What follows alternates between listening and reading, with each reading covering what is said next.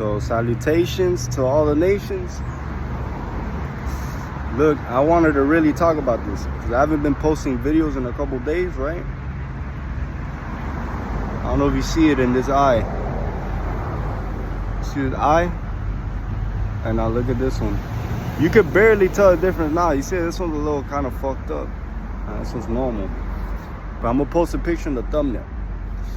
So like in October, I want to say October 6th and October 7th, I had two dreams, recurring dreams back to back with two different people, two different end games, two different conclusions.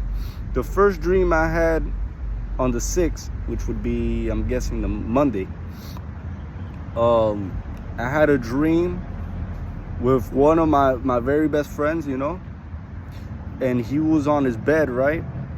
But like the bed, have you ever seen like Freddy Krueger movie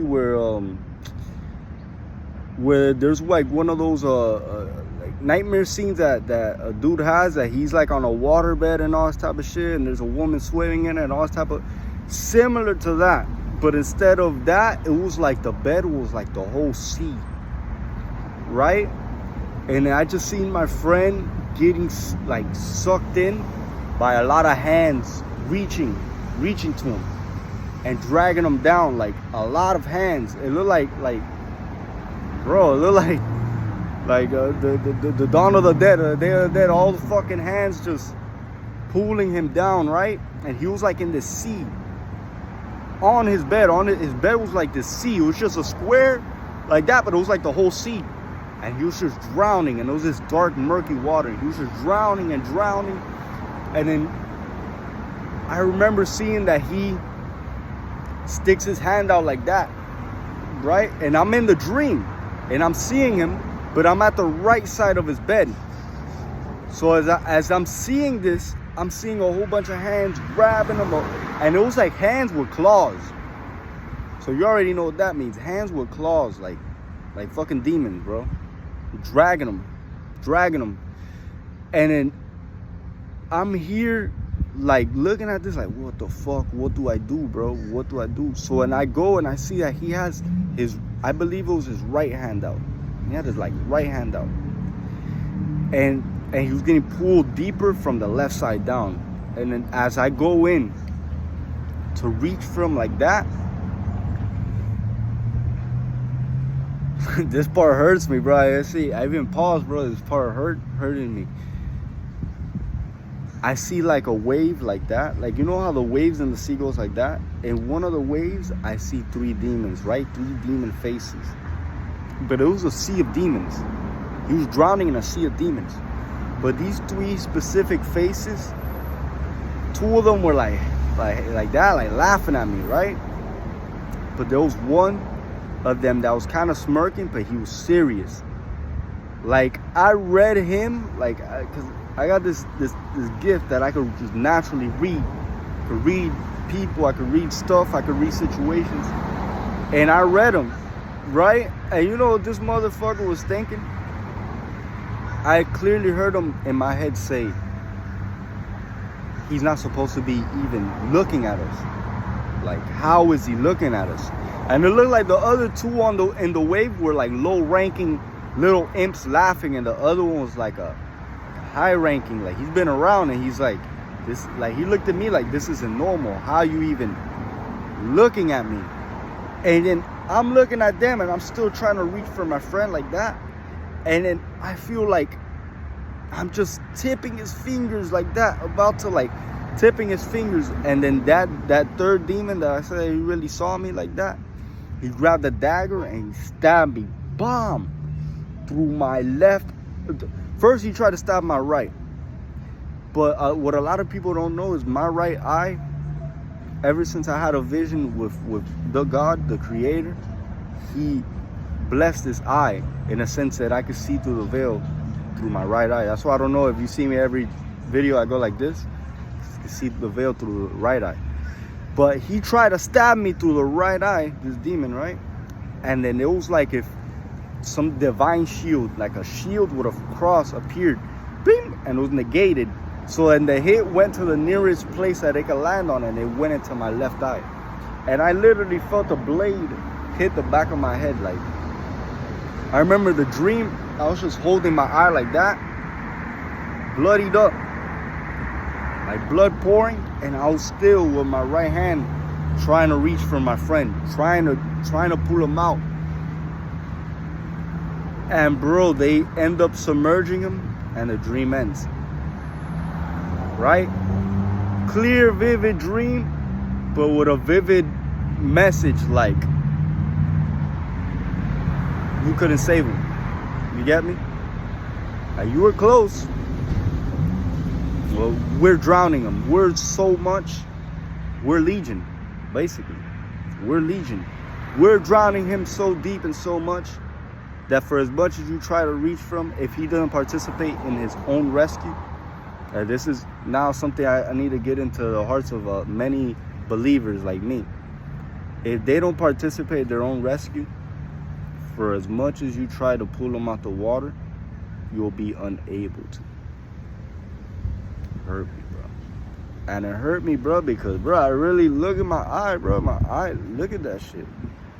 Watch, in the thumbnail I'm gonna post it. It was way more serious, bro. And I'm talking about, like, bro, I don't wear shade. I wear shades for days. I didn't want nobody to see my eye because people would have thought, yo, what's up with you? You got into a fight or some shit? Because it literally looked like I got into a scrap with somebody. Like, I got into a fade with somebody, bro. So then, second dream happens. October 7th. It's a dream with, I'd say the mother of my daughter. You know, it's debatable, but the mother of my daughter, you know, I had a dream with her and my daughter. So a dream was weird. Dream took place in like a 1980s California hotel. It reminded me of the song Hotel California. Like, it's just crazy. Like the vividness and the scenery of these dreams is so crazy, but it imposes a deep message that you have to really, if you have the eyes and the ears to discern, you'll really see the deep messages. So it starts off that we go to this hotel, and she's there at this hotel, for some reason I'm trying to look for her because I got my daughter with me. I got Mia with me. For some reason I'm trying to look for her to return Mia. But it's like every time, it's like she was elusive. Like every time I would get near, boom, she'll go to some different place. Boom, right? You get me? Like it was never. And in one of those, like a crowd gathers up, and then I'm looking, like to see, like, you know, this is like in the hotel lobby. I'm looking to see, like yo, what's going on? I see like a white, like it looks like the parking lot. I see a white van. It looks kind of weird. It's like an open lobby like that, right? And I was like, yo, what's going on? Like one of those pull-in open lobbies like that. I'm like, yo, what's going on? And then, you know, I'm holding Mia's hand and shit. And then as I look, I see that my baby mother's getting like mistreated by this like black dude, right? Sorry to say it like that, bro. It's the truth. What am I gonna say? Caramel colored skin? Black dude, right? With dreads, red tank top, dark blue shorts right above to the knee, and slides, right? And then he's just mistreating her, and I see him just wailing on her, right? Beating her. So in the dream I let go of Mia.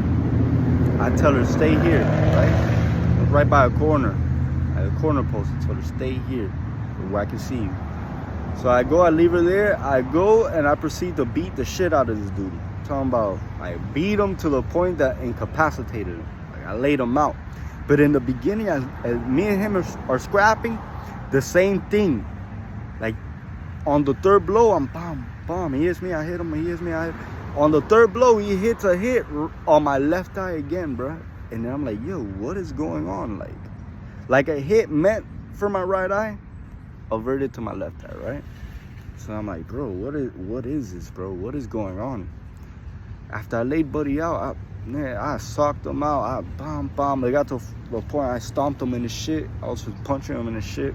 There was a crowd Crowd separated me. Buddy was just laid out there, fucked up. I'll say to the verge of death, right? I defended my baby mothers. But then she proceeds to get mad at me for protecting her. Well, the dream is just crazy. She proceeds to get mad at me for protecting her and not allowing my daughter to see some shit like that. So then it's weird. Like literally, she's like, oh, I had enough of you. I'm tired of you. I'm this and that. You're always on some bullshit. You're always too aggressive. She was telling me all this type of shit. You're always wanting to fight somebody. You're too quick to fight somebody. And she told me, like that white van I saw earlier pulls up, and it's like a Latin dude. It's like a Latin dude with a leather jacket. Same. Have you ever seen those Christmas movies with those people with the red sweater vest, white, black tie, right? Like that. He kind of looked like that. He kind of looked Latin, but like whitish, like American as well. He had glasses. He had nice, slick down hair. And then she proceeds to get in the van, and she tells me, fuck you, you're always on the same bullshit. She tells me, just bring Mia to me. She told me, just bring Mia to me and drop her off at my room, all right? And then she just bucks. But the dream was always like that. Like, I had Mia with me, and every time I'd get even closer, she seemed elusive. She seemed to elude me. Boom. And leave. And then the only time I really concrete got to really talk to her was that fight.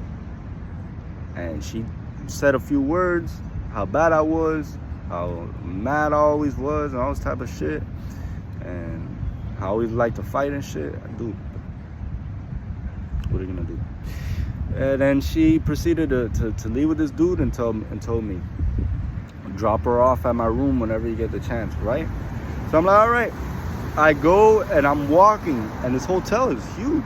For some reason, this Hotel California is huge. And it turns to nighttime.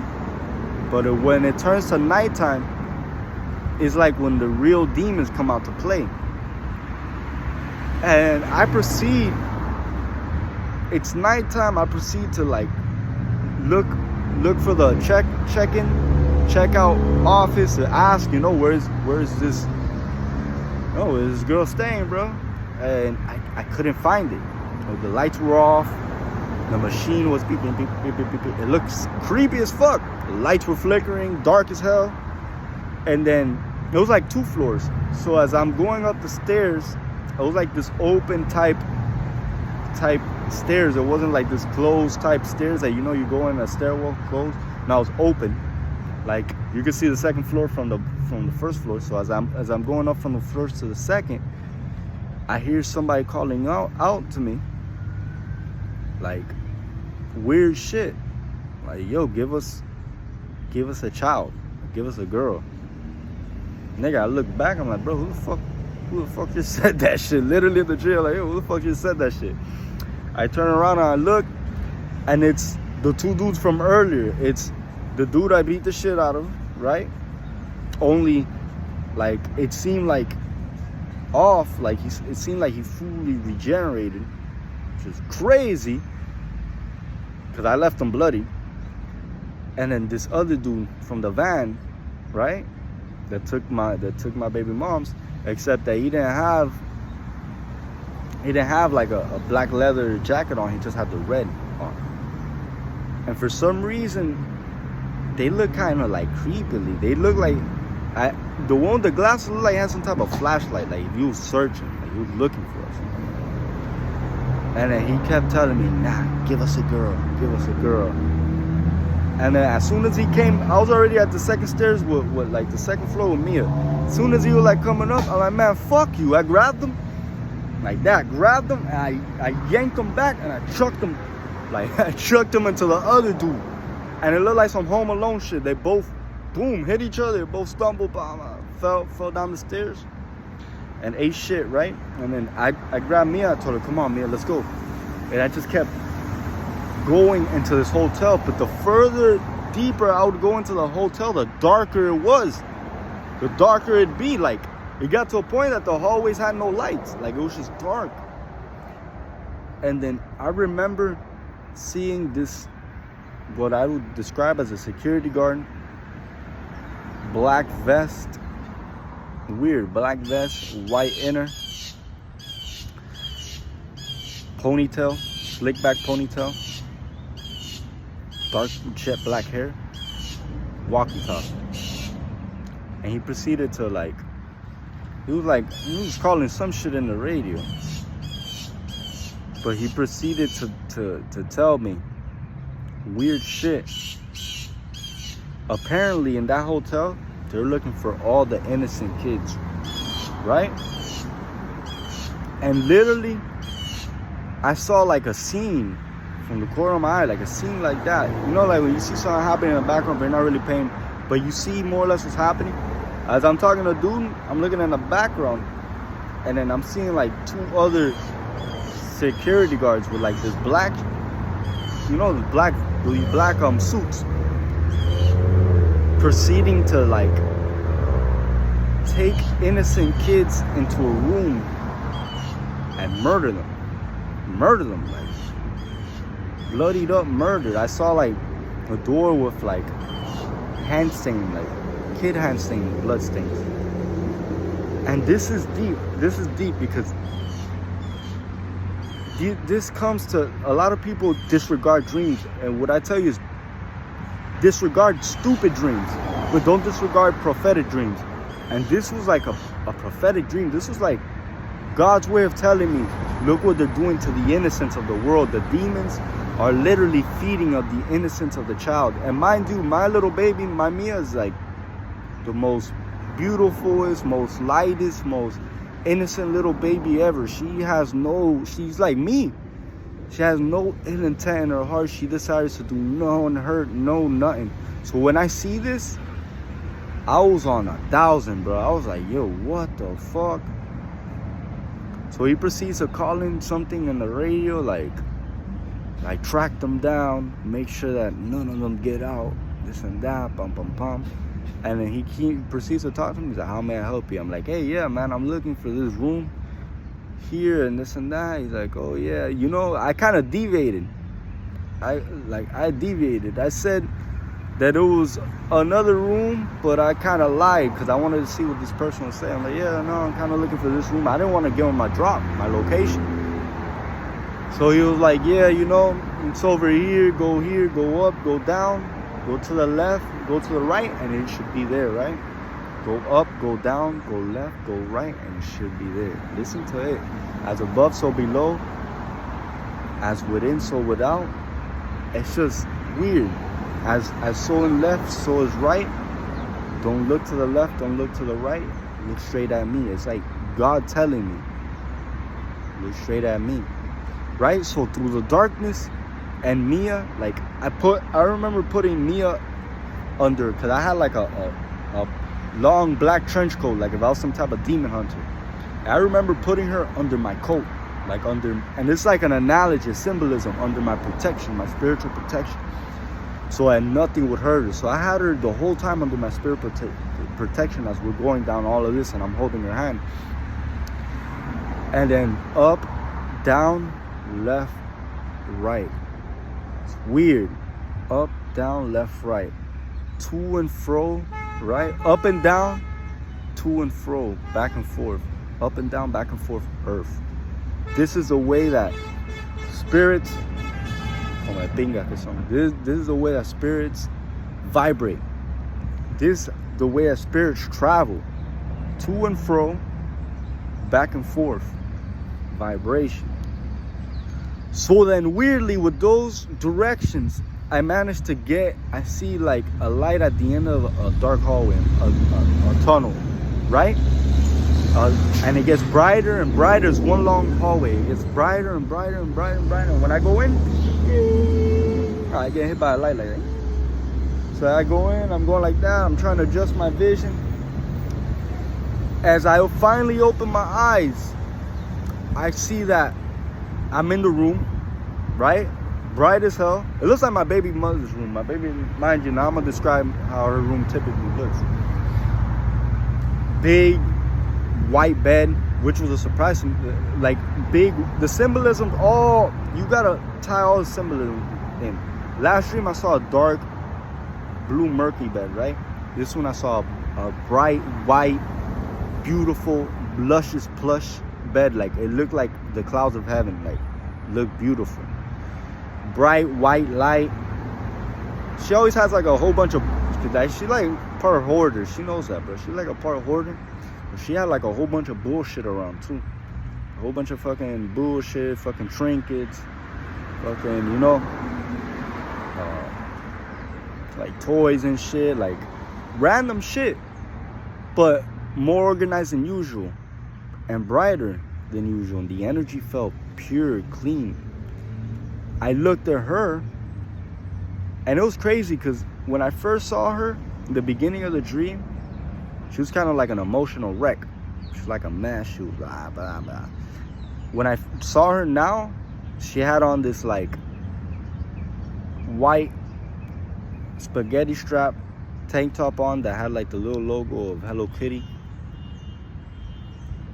She had on like long hair like that, like her long red hair, like a yellow, you know, like those yellow little strap-on shits you girls put in. That's like a little clip that you, like that little girls wear.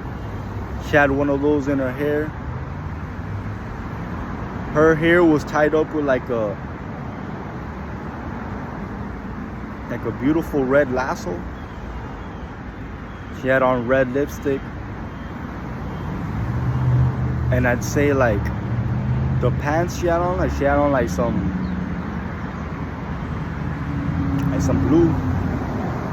blue jean booty shorts, which she always wears, which is crazy. I seen her like this in the dream. But she looked clean, she looked pure, she looked innocent. Like innocent. I'll go as far as to say, like, you know, the innocence of a little girl? It's like if I saw the true essence of her spirit. And that's what it was. And then what I saw outside of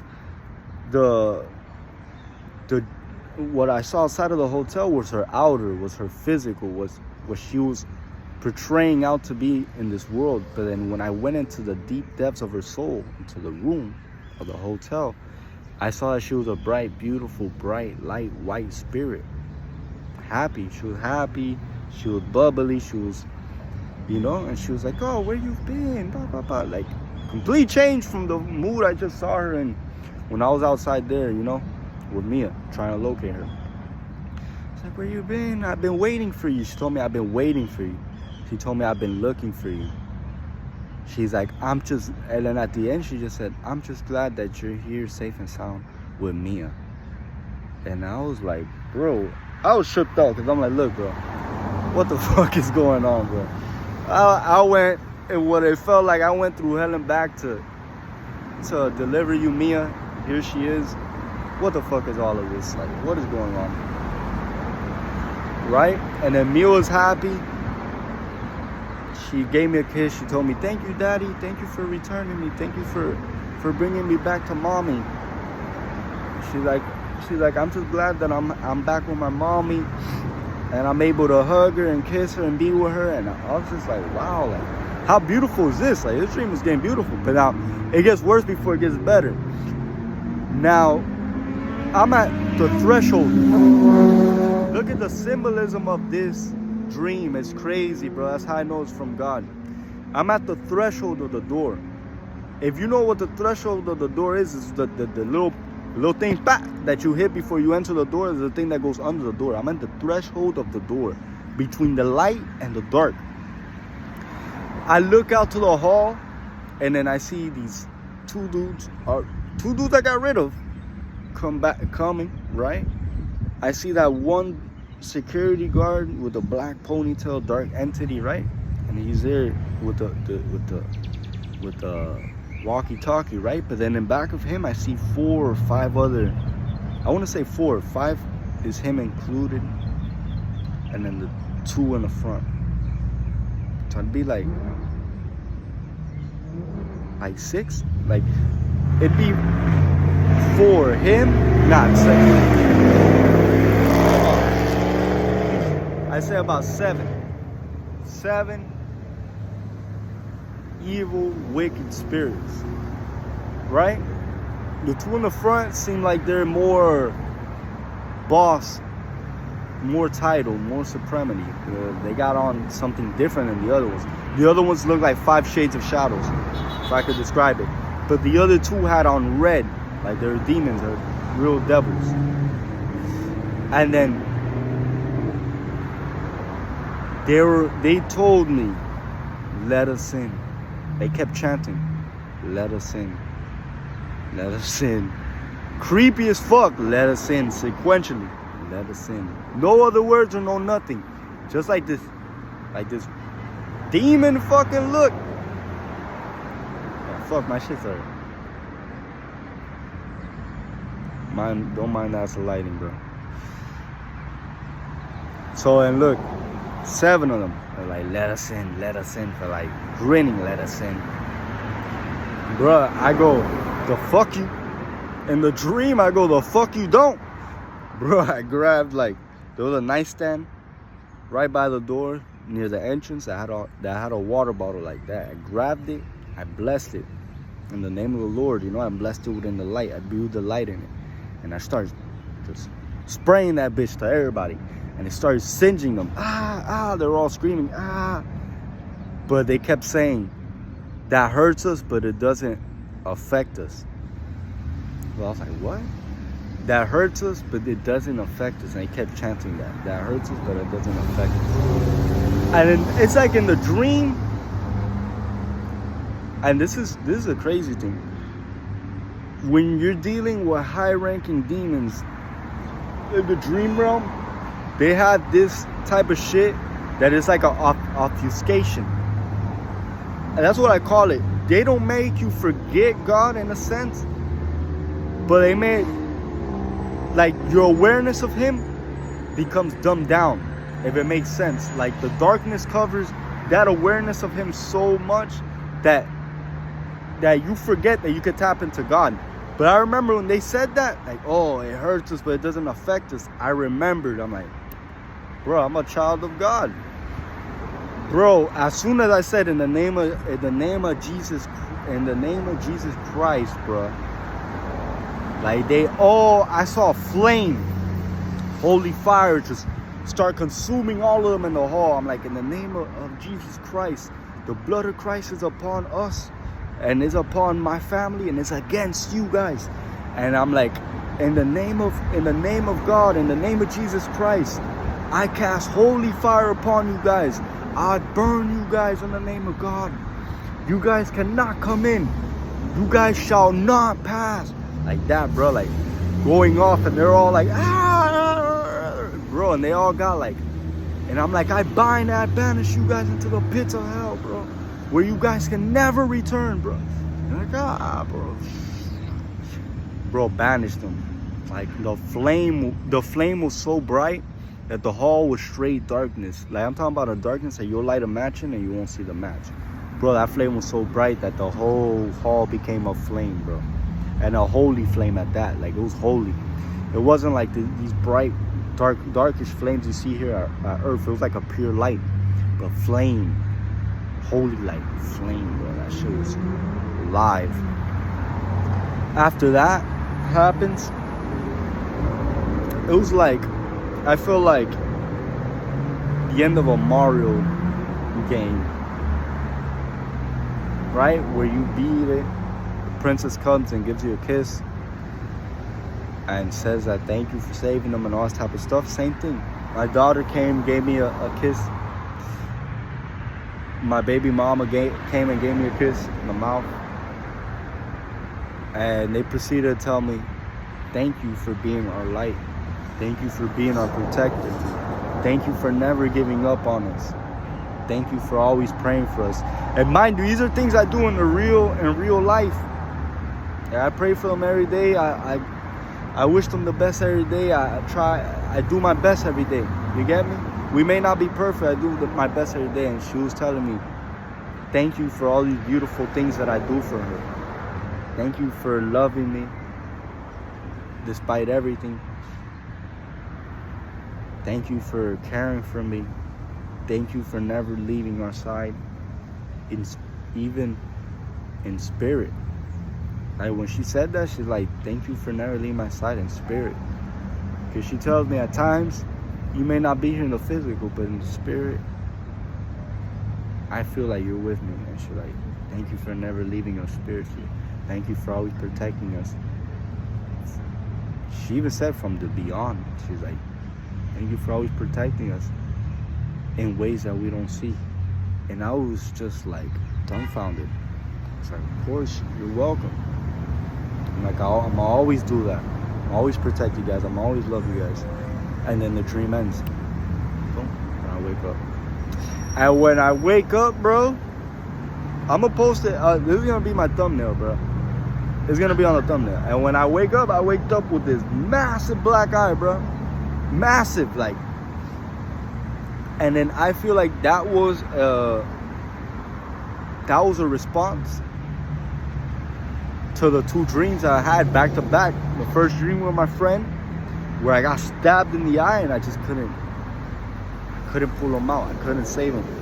And I heard him, I couldn't save him. And in the physical, I tried to call him. Well, I didn't try to call him. Well, I wanted to contact him, but God told me specifically that I need to follow code. God told me specifically, if he doesn't reach out, if he doesn't want his salvation, or he doesn't want to claim his salvation, then for as much as you want to give him that word or give him that, I'm not going to allow you to, and you cannot until he reaches out to you. So this was a big message, like God telling me everybody has to participate in their rescue.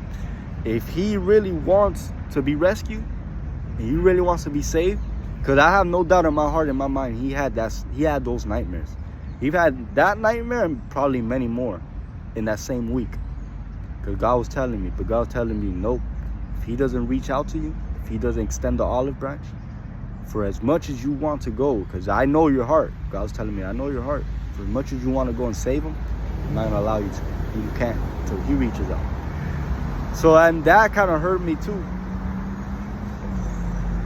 You know? And then I also I'm being transparent here. I also tried to reach out to my baby mothers, the physical, and I was unable to contact her. So these are these things coming into play where I got to tell you that spiritual warfare is real. This world is way more than it seems, and if it happens in the spiritual, trust me, it's happening in the physical. And it happened in the spiritual that things were trying to prevent me from speaking to these people or reaching these people. And in the physical, I come to find out it's the same thing, that something forbids me from reaching these people or even getting in contact with these people. So it comes to show you that God is a God that knows exactly what he's doing. He sent me as a defender in both of their dreams. In one he got overwhelmed, and in another I was allowed to save those people, plural, my daughter and my girl, my baby moms. And it comes to prove to us spiritual warfare is way more real and they say it is, bro. And it happened to me in the spiritual, and look, it happened to me in the physical. But you know, good news, because they fucked up. God told me inadvertently, with them doing that to my eye, it has allowed me now to see through the spiritual in this eye as well.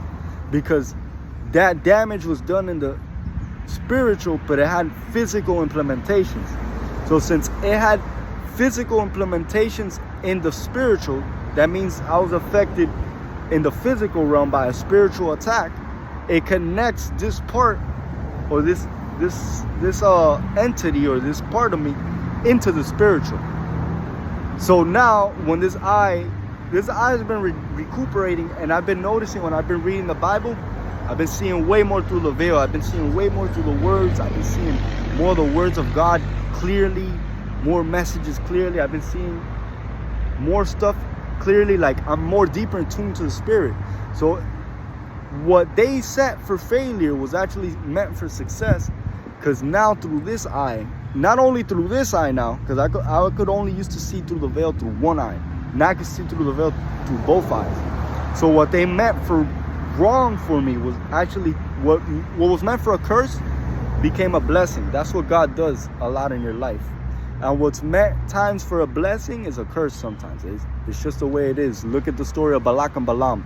It'll let you in more on the blessings and curses and how they operate. But yeah, bro, they meant to do me harm with that one, and now I can see through the veil through my left eye as well. So now I can see through the veil through both eyes. So now I'm becoming a way dangerous adversary for the kingdom of darkness. But I'm telling you these things, and I'm hoping that you guys have an open mind and be receptive to receive all these things, because not a lot of people know how to receive these things. But these things are important to receive these things, because I'm going to go in on one little more tangent to prove my point, and then I'm going to log off. Think about Joseph in the Bible. Joseph in the Bible had one of the first earliest gifts that God bestows upon humans. And he had one of, if you ask me, it's one of the most divine gifts ever. And it's a gift that nowadays we're overlooking. And since we're overlooking these gifts, we don't know how to translate the language of God. And it's becoming a great detriment to us. Dream interpretation. Joseph was, if you study the Bible, go to Genesis, the earliest gift given to a prophet or a person of God or a man of God was dream interpretation. A dream interpretation ended up blessing his whole lineage after him, because it's the interpretation of God's language. It's basically, if God speaks a certain language, he speaks that language through dreams. And a dream interpreter is a translator of God, is a person who could translate the language of God and make it known into the physical realm, into the human realm. So I say this to allow more of my skeptic believers to have a more open mind to this, in the sense that dream interpretation is important. Dreams are important. And knowing how to analyze and pull out and extrapolate from dreams is important. God leaves clear messages in dreams. It's just that we don't have the aptitude and the ability to translate them, because dreams are always so out of order and so out of chaos and so out of mesh to our physical mind. But now, God isn't a God that you could look at with rationality. And if that's the sense, if his ways are higher than our ways, we need to tend to look at God as an irrational God.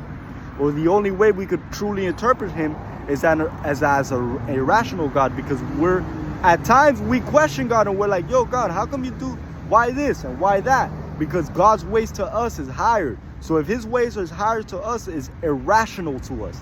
It's irrationality. So we got to tend to look at God's ways as irrationality, in order to be able to translate and perceive and really extrapolate and digest what God has been trying to tell us this whole time.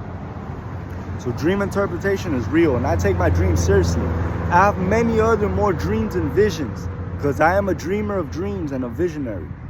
I am. And I'm not a false one, because you could hear it in my words. When I speak to you, it's the truth. I'm not a false one, I'm a true one. And I will never lie, because my God is not the God of life, but a God of truth. So by this, I'm telling you guys the urgency that we need to get back to God. We need to get back to the old. To the old, to be renewed again. We got to go back to the purest form of the word, the purest teachings of God. Like the purest teachings that the prophets were learning. Prophets and all these people that did mighty miracles in the name of God, because they knew how to get in tune with God and contact God. That's what we got to get back to. And to all my skeptics, don't overlook dream interpretation. Do not. Dream interpretation is super real, bro. Super. Love you guys. Tapping out. Have a good one.